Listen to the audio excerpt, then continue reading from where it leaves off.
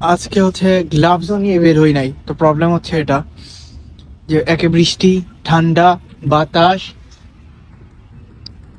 Good morning, আশা করি সবাই ভালো আছেন। তো সকাল সকাল আমি রেডি হলাম, রেডি হয়ে চলে আসলাম ইউনিভার্সিটি। আর ইউনিভার্সিটি এসে আজকের ক্লাসে আমি কেন জানি কিছুই বুঝতেছি না। এটা আমার অনেক পছন্দের একটা কোর্স, বাট স্টিল আজকে আমি কিছুই বুঝতেছি না। মাঝখানে আমি বেশ কয়েকটা ক্লাস মিস করছিলাম, সো এখন আর ওই স্টাডি ট্র্যাকটা ধরতে পারতেছি না।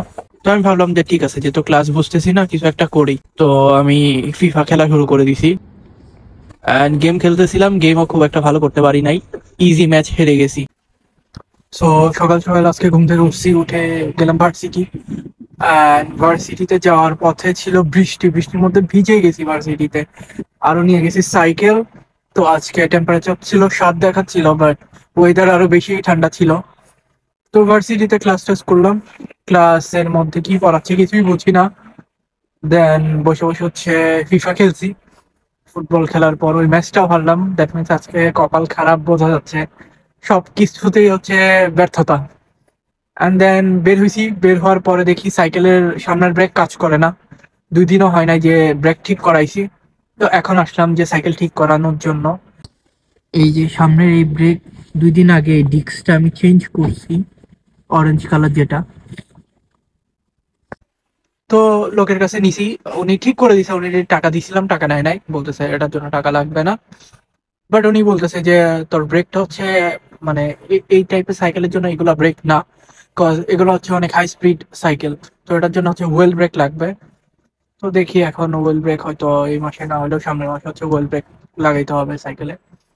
আর এখন হচ্ছে একটা পাকিস্তানি সুপার মার্কেটে আসছি কিছু কেনাকাটা করতে, অ্যান্ড দেন হচ্ছে বাসায় যাবো। আর বিকালে হচ্ছে ডেলিভারি করব যদি ঠান্ডা কম থাকে, অ্যান্ড দেন দেখাবো কেমনে আজকে কত ইনকাম হচ্ছে না হচ্ছে।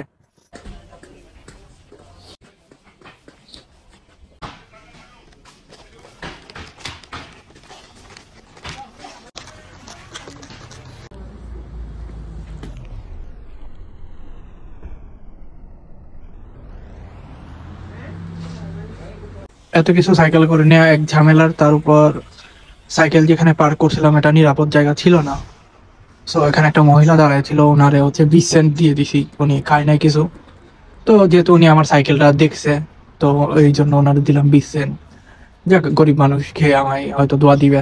আর আজকাল আমার ভাগ্য অনেক আর আজকাল সবকিছুতেই আমি শুধু ব্যর্থতা দেখতেছি, লাক একদমই ফেভার করতেছে না। তো ভাবলাম যে ভালো কিছু করি, যেহেতু আমার এখন সামর্থ্য আছে, তো করতে তো দোষ নাই। সো এই 2 কেজি ডিম আর 1 প্যাকেট পরোটা নিয়ে বাসায় চলে আসলাম। আর বিকেলে ঠান্ডা কম থাকলে ডেলিভারিতে বের হবো, আদারওয়াইজ বের হবো না। তো এই ছিল ভিডিও।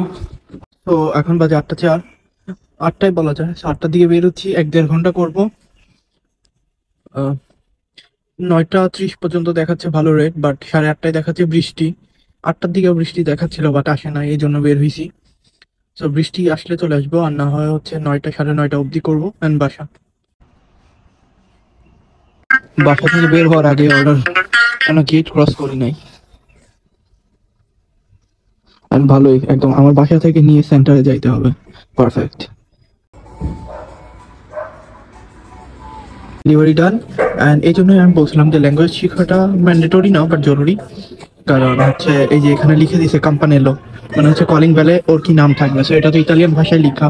যাই হোক, ডেলিভারি 31 বাজে, ডেলিভারি ডান। 32, 8টা 32, 8টা 32 বাজে আরো একটা অর্ডার, 6.5 কিলোমিটারে, 4 টাকা 75 ইউরো। এটা যাবো না। এই তো অনেক সুন্দর অর্ডার, এগুলো হচ্ছে অর্ডার, পারফেক্ট। সো পৌঁছে গেছি।